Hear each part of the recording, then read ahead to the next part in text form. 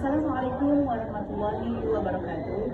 Saya Bahja, mengajar mata pelajaran Sejarah Kebudayaan Islam di Madrasah Aliyah Hasanah Kebajikan, Pamulang, Tangerang Selatan. Dan saat ini saya sebagai mahasiswi PPG untuk pelajaran Sejarah Kebudayaan Islam di LPTK UIN Sultan Haji Muhammad Idris Samarinda. Sesaat lagi saya akan menyampaikan video UIN yang berjudul Sejarah Perjuangan Nabi Muhammad SAW, khususnya hijrah di Habasyah atau juga di Habsi. Selamat menyaksikan. Wassalamualaikum warahmatullahi wabarakatuh. Warahmatullahi wabarakatuh. Waalaikumsalam warahmatullahi wabarakatuh. Bagaimana kabarnya semuanya? Alhamdulillah. Semangat ya hari ini ya. Semangat. Apa hari ini? Hari Selasa. Tanggal 7. Sudah sarapan semuanya? Sudah. Gimana? Safari? Semangat? Semangat Bu. Alhamdulillah. Kemarin katanya sakit ya? Kemarin sempat sakit, tapi sudah masuk lagi ya. Yang lain juga ya, mudah-mudahan semua diberikan kesehatan sehingga bisa mengikuti pelajaran baik itu mapel yang agama maupun juga mapel umum. Dan sebentar lagi akan pengambilan rapot di STS ya. Itu nilai kalian asli. Maka kalian tetap harus semangat belajar. Nah, pada hari ini Ibu seperti biasa masuk ke kelas mapel SKI. SKI Sejarah Kebudayaan Islam. Karena semuanya sudah semangat, berdoa dulu ya, dipimpin oleh ketua kelas. Silakan Fatia. Sebelum belajar, alangkah baiknya kita berdoa mulai.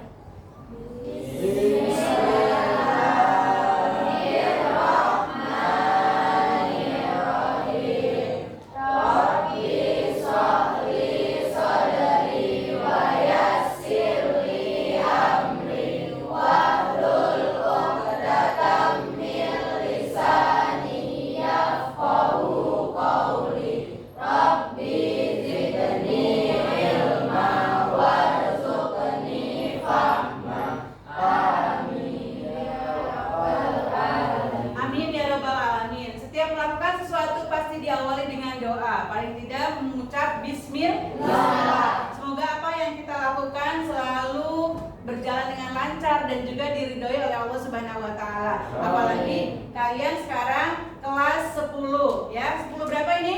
10. Dan kalian sudah memasuki sebentar lagi masuk ke ujian semester ganjil. Lupa ya. Karena terasa sudah lama ya di Madrasah Aliyah Hasanah Kebajikan ya. Baik, Ibu absen dulu semuanya ya. Alisa Fikriani? Hadiro. Ya. Alia Putri? Ya, alhamdulillah. Kemudian yang selanjutnya Alpika Laila. Ya. Akila? Arifa Naila Fatia? Ya. Dilvi Adelia? Baik. Dinda Abila Putri? Ya. Iklima Nalurita? Senaya Amira? Yasmin Putri Anggreni? Oke, alhamdulillah ya. Yang sakit 2 orang, mudah-mudahan sehat semuanya. Baik, untuk anak-anakku yang hadir pada hari ini untuk pelajaran SKI, pertemuan sebelumnya kita sudah membahas apa? Tentang strategi dakwah periode Mekah. Nah, ini bicara tentang Nabi Muhammad SAW, betul? Nah, sebelum saya masuk ke materi ini untuk membahas kembali atau mengevaluasi materi yang lain, boleh dong semangat. Kalau saya bilang semangat pagi, jawabnya pagi, Allahu Akbar, gitu ya? Siap semuanya? Siap dong. Semangat pagi. Allahu Akbar. Kurang kompak sekali lagi. Semangat pagi. Allahu Akbar.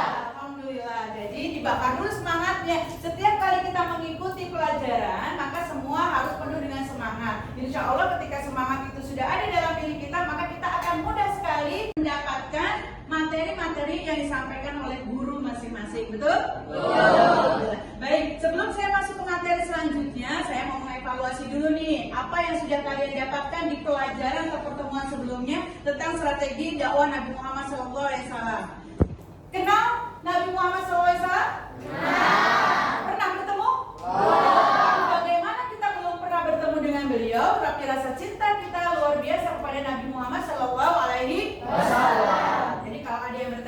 Misalnya gini, siapakah nama nabimu?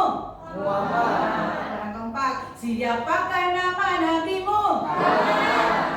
Jadi Nabi Muhammad SAW punya strategi dakwah sebelumnya yang sudah kita pelajari. Bagaimana beliau mendapatkan wahyu pertama. Ya kan? Nah, Nabi Muhammad melakukan dakwah itu tidak langsung terang-terangan, tetapi sembunyi-sembunyi terlebih dahulu.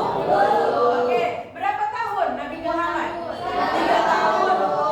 Kemudian ada wahyu pertama yang disampaikan kepada Nabi Muhammad SAW itu adalah Quran surat ayat 1-5. Bagus. Boleh dong kita baca bareng-bareng ya. Ayo ta'awudz dulu. A'udzu.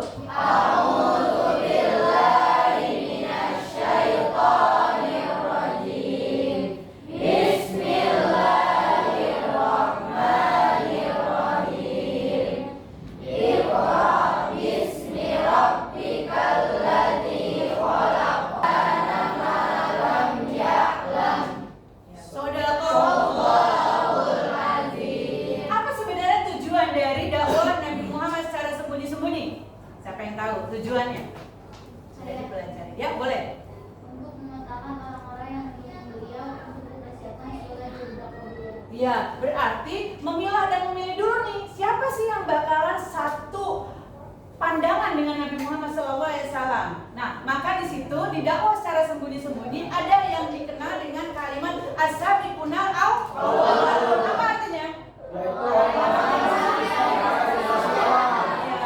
dari kerabatnya, saudaranya, ya kan, keluarganya yang masuk ke dalam agama Islam yang paling utama ataupun yang paling awal. Oke. Nah, kalau belum hafal Akilah, coba. Siapa saja Akilah? Khadijah istrinya, Hmm. kemudian Ali bin Abi Thalib anak pamannya dan sepupunya, Abu Bakar sahabatnya, dan Zaid bin Harithah pembantu. Iya, berarti itu adalah orang-orang yang pertama kali masuk ke dalam agama Islam, walaupun Nabi Muhammad SAW dakwah secara sembunyi. Lalu setelah itu diperintahkan kepada Nabi Muhammad SAW untuk dakwah secara terang-terangan. Setelah sembunyi-sembunyi selama berapa tahun tadi? 3 tahun. Apa yang dilakukan oleh Nabi Muhammad ketika sudah mulai ada perintah dakwah secara terang-terangan? Dikumpulkanlah semua di mana? Kemudian Nabi Muhammad mengumpulkan orang-orang Quraisy dan lain sebagainya untuk berkumpul di Bukit Sofa dan juga menyampaikan atau menyebarkan, mengajarkan, memberitahukan, menginfokan tentang ajaran agama Islam. Semuanya suka, setuju, karena Nabi Muhammad itu bukanlah orang yang suka berbohong. Jadi ketika ditanya, apakah kalian percaya dengan apa yang saya sampaikan? Apa jawabnya? Percaya. Betul, karena kami tidak pernah melihat engkau berdusta. Nah, betul, udah pinter-pinter ya kelas ini ya. Nah, kemudian setelah itu masuklah berkumpullah di Bukit Sofa. Tapi ada satu orang yang sangat-sangat tidak menyukai. Siapa dia? Abu Bakar. Dan dia berkata apa saat itu?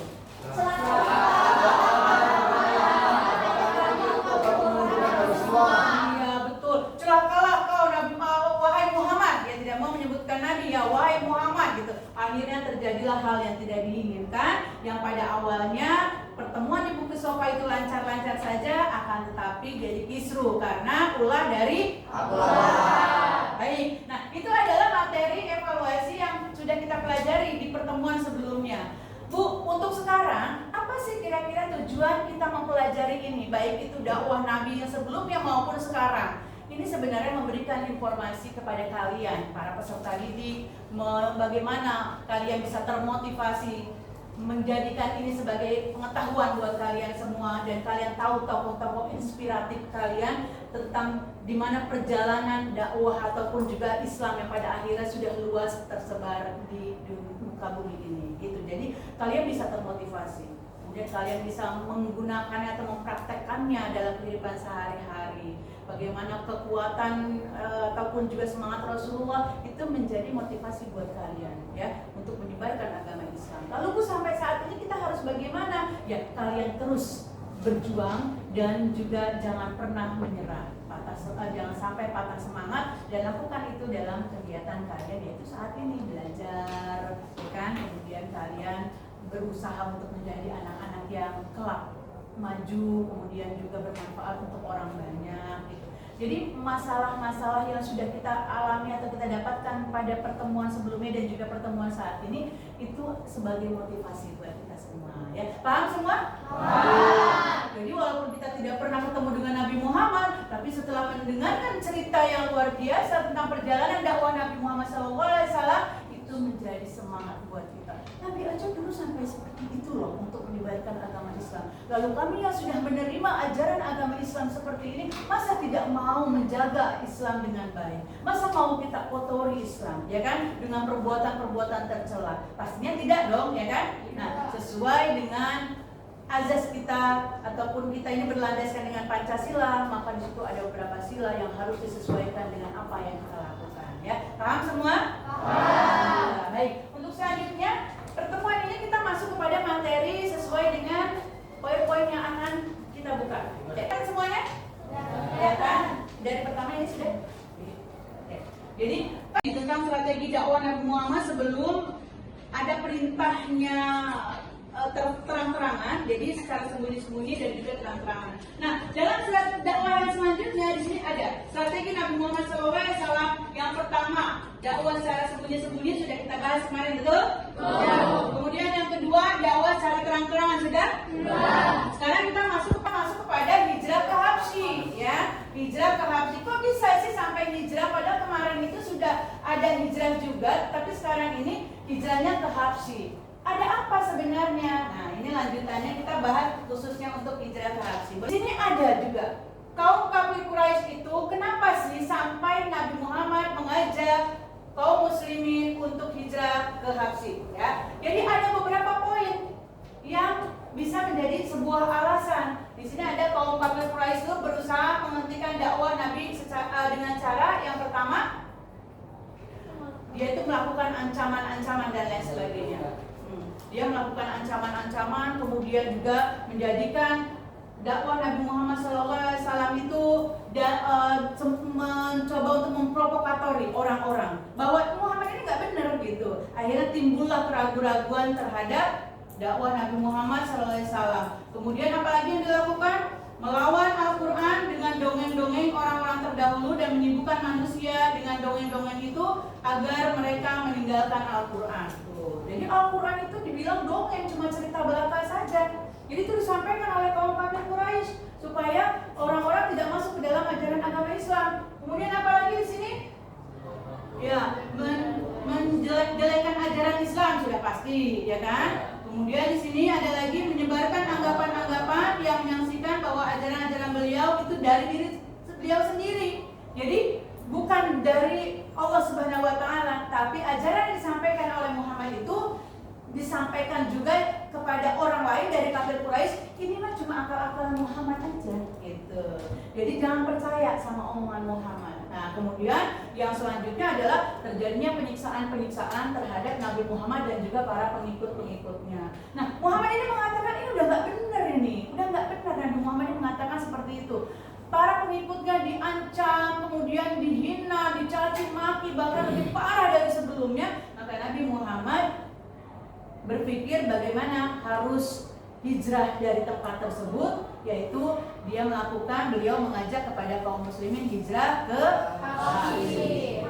Berapa orang yang ikut pertama kali? 11 laki-laki dan 4 perempuan. Kemudian dalam perjalanannya ada lagi yang mau gabung. Berapa orang totalnya? 70 sahabat yang bergabung ke hijrah ke Habasyah atau Habsyi, ya. Sampai di sana apa yang terjadi? Mereka disambut baik oleh itu sudah dijelaskan di pelajaran kita, di buku kita semuanya ada bagaimana Nabi Muhammad SAW dan juga pengikutnya hijrah ke Habsyi atau Habasyah itu semua disambut dengan baik oleh orang-orang di sana. Padahal mereka bukan orang Muslim kan? Mereka orang Nasrani kan, ya, termasuk rajanya juga. Nah, siapa rajanya? Raja Negus juga sangat menyambut menyambut baik kedatangan kaum muslimin dan juga Nabi Muhammad SAW. Sampai pada akhirnya kalau mau ibadah silahkan diberikan tempat, ya kan? Beribadahlah. Nah, disitulah dengan penyambutan yang luar biasa, kemudian rasa aman, rasa tentram dari seluruh pengikut baginda Nabi Muhammad SAW, ternyata timbullah kesyirikan atau keirian dari kaum Quraisy yang tidak menyukai bahwa Nabi Muhammad dan pengikutnya itu dilindungi di Habsyi. Apa yang mereka lakukan?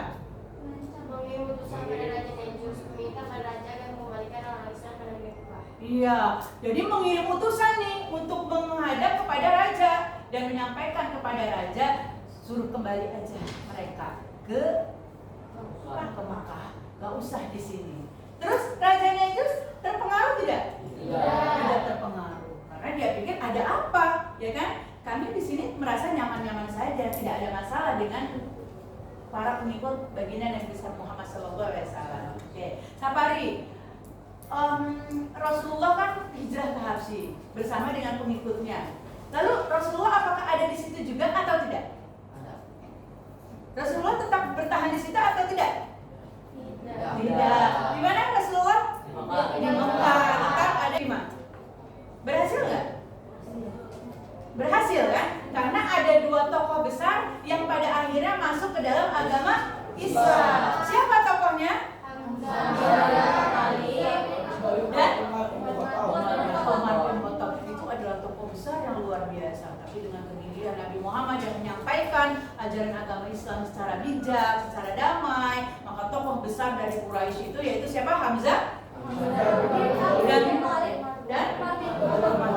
ikutlah masuk ke dalam agama Islam. Oke, selanjutnya ini jadi ada kaum kafir Quraisy menawarkan pertemuan Islam dan jahiliyah. Begini ceritanya, Muhammad, ayo saya bakalan nyembah Tuhan kamu, tapi kamu sembah juga Tuhan saya, seperti itu. Jadi ada semacam kayak apa itu? Ya negosiasi, benar, negosiasi. Jadi kalau kamu mau menyembah Tuhan saya juga bakalan nyembah Tuhan kamu. Terus apakah Nabi Muhammad ikut? Tidak, karena jelas di dalam Quran surat apa? Al-Kafirun yang berbunyi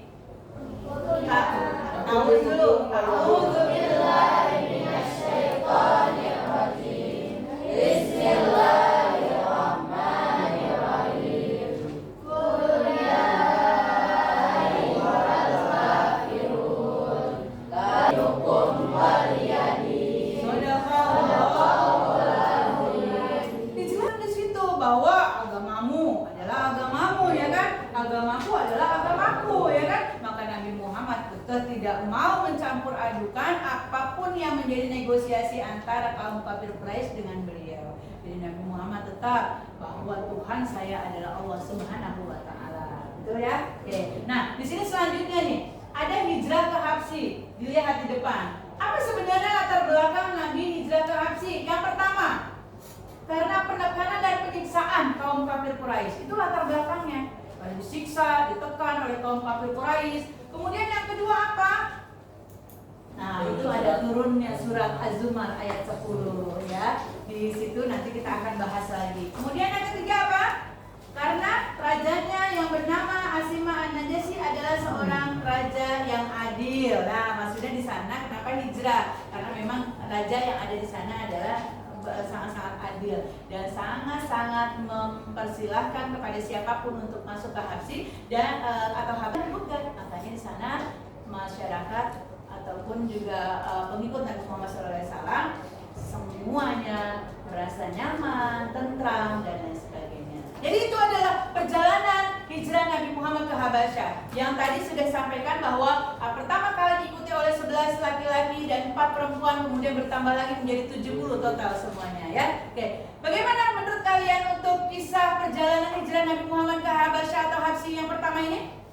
Luar biasa ya, karena Nabi Muhammad sangat-sangat melindungi umatnya daripada nanti mendapatkan penyiksaan dan lain sebagainya. Maka Nabi Muhammad mengajak untuk hijrah ke Habsyi atau Habasyah. Ini hijrah yang pertama yang kita bahas terlebih dahulu. Biar kalian tahu dulu apa sebenarnya latar belakang kenapa harus Habasyah atau Habsyi yang dipilih tempatnya sebagai hijrah Nabi Muhammad SAW.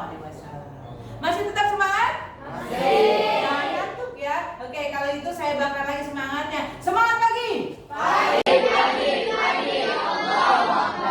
Tapi selalu dengan senyum sehingga kalian nanti bisa memancarkan aura positif kepada orang lain ya. Baik, itu adalah tentang perjalanan hijrah Nabi Muhammad SAW ke Habsyi. Nah, Selanjutnya, Ibu punya video. Nanti kalian bisa mengamati video ini, kemudian kalian catat poin-poin pentingnya, dan ini kalian nanti bisa menjadi bahan diskusi bersama. Tapi sementara kalian catat dulu video ini dan berapa catatan atau poin-poin yang penting yang bisa kalian tuangkan di dalam tulisan. Lalu nanti bisa kalian sampaikan bersama dengan teman-teman. Oke, silakan ya, diamati dulu.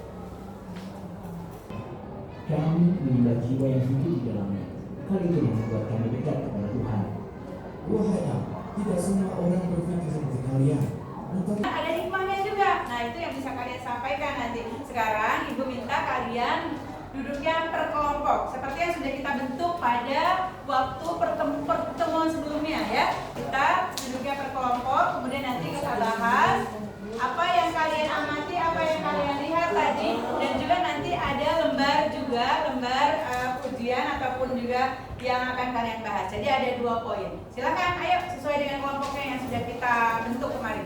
Dari kanan aja, dari kanan lebih baik. Ayo cepetan.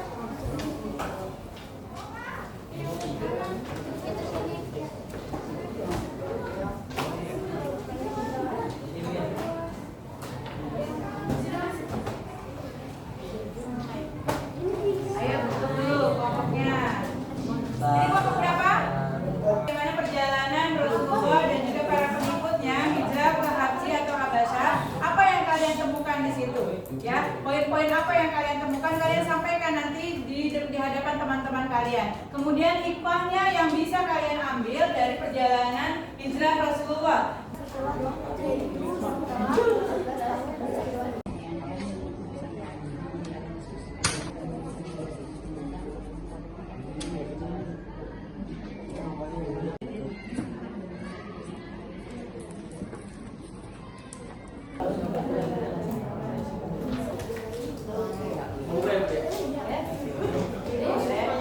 Ayo, boleh fokus ke depan.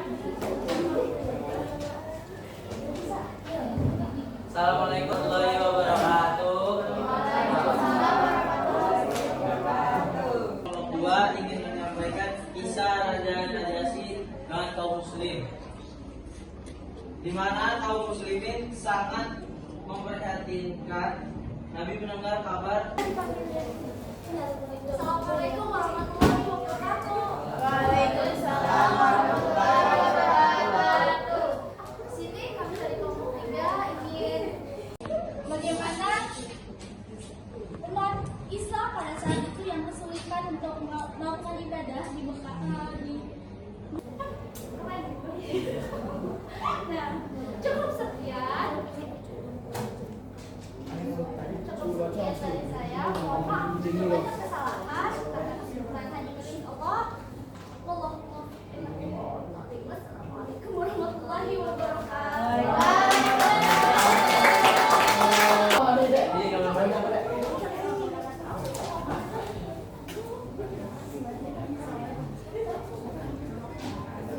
Assalamualaikum warahmatullahi wabarakatuh. Lalu di dalam hijrah, lalu kaum muslimin kembali ke Mekah karena banyak kaum Quraisy masuk ke ajakan dengan Ibrahim. Hijrah yang kedua ini dengan oleh kafir Quraisy. Wabillahi taufiq wal hidayah. Wassalamualaikum warahmatullahi wabarakatuh.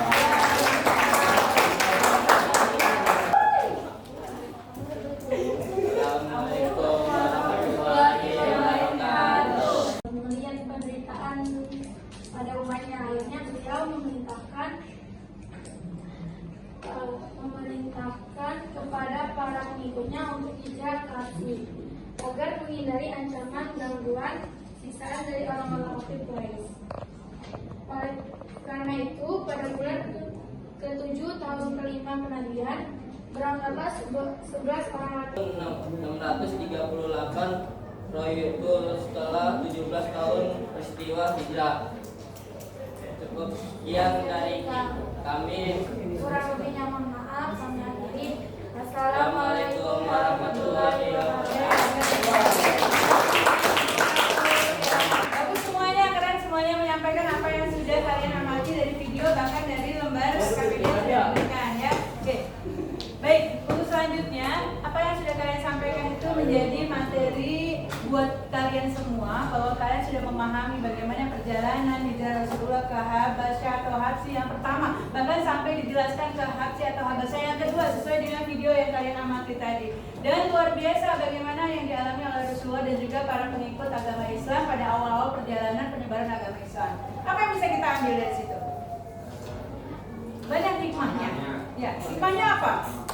Bahwa kita harus terus semangat dalam menyebarkan ataupun juga menyampaikan ajaran-ajaran agama Islam di muka bumi ini. Dan jangan pernah terpengaruh dengan hal-hal yang tidak baik. Karena memang apa yang dilakukan oleh Rasulullah dan juga pengikutnya itu sudah luar biasa sekali. Tidak ada bandingan apa-apa buat kita semuanya ketika menjalani kehidupan di masa sekarang ini. Dan semangat Rasulullah beserta pengikutnya itu harus tertular ke kita semua. Tapi bukan berarti dalam bentuk hijrah, tapi dalam bentuk bagaimana kita bisa terus semangat belajar, kemudian meraih masa depan, dan pada akhirnya kita bisa menggenggam dunia, bukan dunia yang menggenggam kita. Ya, apa yang menjadi cita-cita kita nanti tercapai karena semangat yang sempat diberikan atau dicontohkan oleh Rasulullah dan pengikutnya itu luar biasa sekali. Dan jadikan itu sebagai motivasi pribadi buat kita semua kelak kita menjadi manusia-manusia yang bermanfaat. Amin ya rabbal alamin. Oke, tadi ada berapa pertanyaan tuh? Saya tanya lagi karena Sapari yang bertanya lewat Fatia, maka Sapari ditanya kembali sama saya. Dari akhir perjalanan itu Sapari,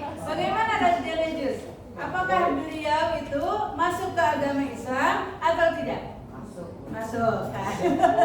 Sudah jawab. Masuk ke dalam agama Islam, memeluk agama Islam. Karena memang Raja Najus itu merasa bahwa agama ini benar-benar rahmatan lil alamin, ya kan? Kemudian sekali lagi ya saya tanya, Ibnu, tadi sudah dijelaskan bahwa ketika hijrah pertama itu ada berapa yang ikut?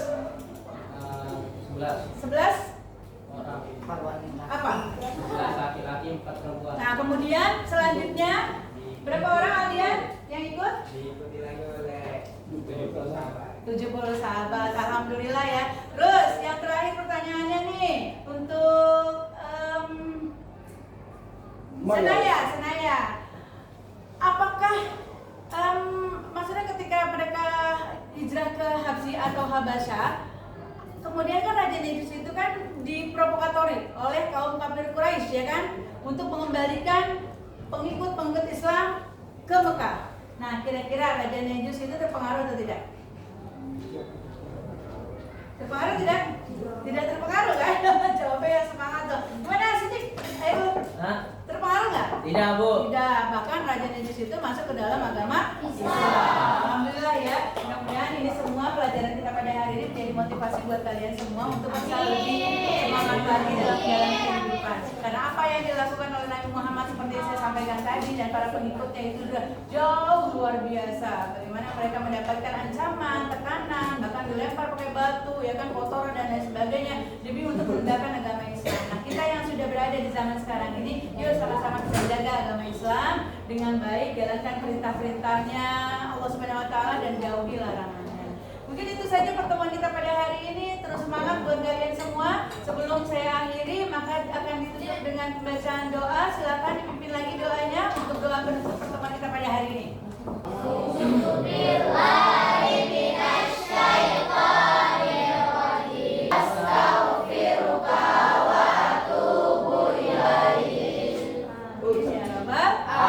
Terima kasih semuanya dan terus semangat untuk belajar dan juga menegakkan agama Islam. Semangat belajar dari semua mata pelajaran yang ada di sekolah ini dan mudah-mudahan doa dari Ibu kalian dapat meraih semua cita-cita kalian. Jadi anak-anak yang sukses bukan hanya di dunia saja, tapi juga di akhirat. Amin ya rabbal alamin.